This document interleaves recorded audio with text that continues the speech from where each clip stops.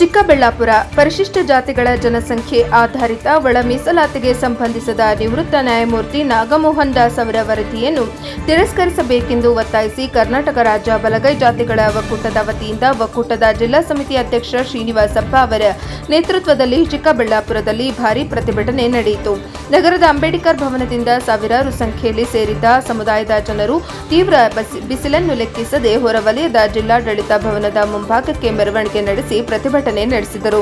ಈ ಸಂದರ್ಭದಲ್ಲಿ ಒಕ್ಕೂಟದ ಜಿಲ್ಲಾ ಸಲಹಾ ಸಮಿತಿ ಅಧ್ಯಕ್ಷ ಡಾಕ್ಟರ್ ಶ್ರೀನಿವಾಸಪ್ಪ ಮಾತನಾಡಿ, ಮೀಸಲಾತಿ ವರ್ಗೀಕರಣಕ್ಕಾಗಿ ಸರ್ಕಾರ ನೇಮಿಸಿದ ನಾಗಮೋಹನ್ ದಾಸ್ ಆಯೋಗದ ವರದಿ ಅವೈಜ್ಞಾನಿಕ, ದೋಷಪೂರಿತ ಮತ್ತು ಪಕ್ಷಪಾತದಿಂದ ಕೂಡಿದೆ ಎಂದು ಆರೋಪಿಸಿದರು. ಸಮೀಕ್ಷೆ ಸರಿಯಾದ ರೀತಿಯಲ್ಲಿ ನಡೆದಿಲ್ಲದೆ ವರದಿ ಅಪೂರ್ಣವಾಗಿದೆ ಎಂದು ಅವರು ಆಕ್ಷೇಪಿಸಿದರು. ಅವೈಜ್ಞಾನಿಕ ಅಂಶಗಳನ್ನು ಸರಿಪಡಿಸಿ ಮತ್ತೊಮ್ಮೆ ಸಮಗ್ರ ಪರಿಶೀಲನೆ ನಡೆಸಿ ಸಂವಿಧಾನಬದ್ಧವಾಗಿ ಮೀಸಲಾತಿ ನಿರ್ಧರಿಸಬೇಕು. ಎಡಗೈ ಮತ್ತು ಬಲಗೈ ಸಮುದಾಯಗಳಿಗೆ ಸಮಾನ ಹಕ್ಕು ನೀಡಬೇಕು ಎಂದು ಅವರು ಒತ್ತಾಯಿಸಿದರು. ಹೊಲೆಯ ಜಾತಿಗೆ ಸಂಬಂಧಿಸಿದ ಎಲ್ಲ ಉಪವರ್ಗಗಳನ್ನು ಒಟ್ಟುಗೂಡಿಸಿ ಎಬಿಸಿ ವಾರು ವರ್ಗೀಕರಣ ಮಾಡದೆ ವೈಜ್ಞಾನಿಕವಾಗಿ ಸಮಗ್ರ ವರದಿ ಸಿದ್ಧವಾಗುವವರೆಗೆ ನಾಗಮೋಹನ್ ದಾಸ್ ವರದಿಯನ್ನು ತಡೆಹಿಡಿಯಬೇಕು ಎಂದು ಒತ್ತಾಯಿಸಿದರು. ಇದೇ ವೇಳೆ ತಮ್ಮ ಹಕ್ಕೊತ್ತಾಯಗಳ ಮನವಿ ಪತ್ರವನ್ನು ಅಪರ ಜಿಲ್ಲಾಧಿಕಾರಿ ಭಾಸ್ಕರ್ ಅವರ ಮೂಲಕ ಸರ್ಕಾರಕ್ಕೆ ರವಾನಿಸಲಾಯಿತು. ವರದಿ ಸಲಾಹುದ್ದೀನ್, ಚಿಕ್ಕಬಳ್ಳಾಪುರ, NKS TV4. ದಿನ ಕರ್ನಾಟಕ ರಾಜ್ಯ ಬಲಗೈ ಒಕ್ಕೂಟಗಳ ಒಂದು ನ್ಯಾಯಮೂರ್ತಿ ನಮ್ಮ ನಾಗಮೋಹನ್ ದಾಸ್ ಅವರ ವರದಿ ಏನು ದೋಷಪೂರಿತವಾಗಿರುತ್ತೆ ಅಂತಕ್ಕಂಥದ್ದನ್ನು ನಾವು ಅದನ್ನು ಸರಿಪಡಿಸಬೇಕು ಅಂತೇಳಿ ಈ ಹೋರಾಟವನ್ನು ಮಾಡ್ತಾ ಇದ್ದೇವೆ. ನಾಗಮೋಹನ್ ದಾಸ್ ಅವರು ಕೊಟ್ಟಿರ್ತಕ್ಕಂಥ ವರದಿ ಪ್ರಕಾರ ಕೇವಲ ಬಲಗೈ ಜಾತಿಗಳಿಗೆ ಮಾತ್ರ ಅದು ಅನ್ಯಾಯ ಆಗಿದೆ ಅಂತಕ್ಕಂಥದ್ದು ಇಡೀ ವರದಿಯ ಒಂದು ಸಾರಾಂಶ ಆಗಿದೆ. ಆ ವರದಿಯಲ್ಲಿರ್ತಕ್ಕಂಥದ್ದನ್ನು ತಾಲೂಕುವಾರು ಮತ್ತು ಜಿಲ್ಲಾವಾರುಗಳಲ್ಲಿ ಜನಸಂಖ್ಯೆ ನಮ್ಮ ಒಂದು ಬಲಗೈ ಜಾತಿಗಳ ಒಕ್ಕೂಟದ ಸಮುದಾಯದ ಒಂದು ರೀತಿಗಳೇನಿದ್ದಾವೆ ಆ ಜಾತಿಯ ನಮೂದನೆಯಲ್ಲಿ ಏನಾಗಿದೆ, ಏರುಪೇರಾಗಿದೆ. ಸುಮಾರು 5,500 ಲಕ್ಷ ಜನ ಇವತ್ತು ಆ ಒಂದು ಸಮುದಾಯದಿಂದ ವಂಚಿತರಾಗಿದ್ದಾರೆ. ಜೊತೆಗೆ ನಮ್ಮ ಸಮುದಾಯಕ್ಕೆ ಈ ಏನು ರೋಸ್ಟರ್ ಬಿಂದು ಒಂದು ಇದರಲ್ಲಿ ಉದ್ಯೋಗವನ್ನು ಕಲ್ಪಿಸಿಕೊಡ್ಲಿಕ್ಕೆ ಮಾಡ್ತಾ ಇದ್ದಾರೆ, ಅದು ಕೂಡ ಅನ್ಯಾಯದ ರೀತಿಯಲ್ಲಿದೆ. ಈ ನಮ್ಮ ಅಣ್ಣ ತಮ್ಮಂದಿರು ಕೊಟ್ಟಿರ್ತಕ್ಕಂಥ ವರದಿ ಪ್ರಕಾರವಾಗಿ ನಾವು ಈ ಸಮುದಾಯದಲ್ಲಿ ನಮಗೂ ಕೂಡ ಸರಿಸಮಾನವಾಗಿರ್ತಕ್ಕಂಥ ಸಂವಿಧಾನಬದ್ಧವಾಗಿರ್ತಕ್ಕಂಥ ಹಕ್ಕನ್ನು ಕೊಡಬೇಕು ಅಂತೇಳಿ ನಾವು ಒತ್ತಾಯಿಸ್ತೀವಿ.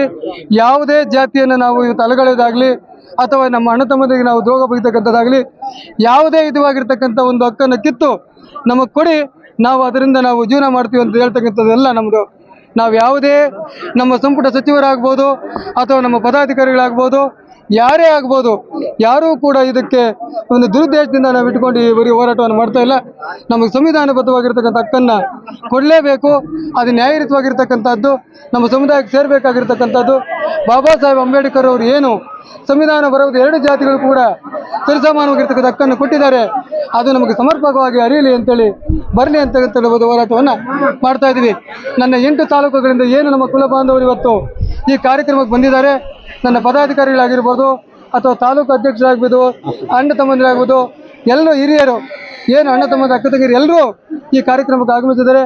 ಅವರಿಗೆ, ಪತ್ರಕರ್ತ ಮಿತ್ರರಿಗೆ ಮತ್ತು ನನ್ನ ಎಲ್ಲ ಪೊಲೀಸ್, ನಮ್ಮ ರಕ್ಷಣೆಗಾಗಿ ಪೊಲೀಸ್ ನಿಲ್ತಕ್ಕಂಥ ಪೊಲೀಸ್ ಬಂದೋಬಸ್ತ್ ಎಲ್ಲರಿಗೂ ಕೂಡ ನಾನು ಹೃತ್ಪೂರ್ವಕ ವಂದನೆಗಳನ್ನು.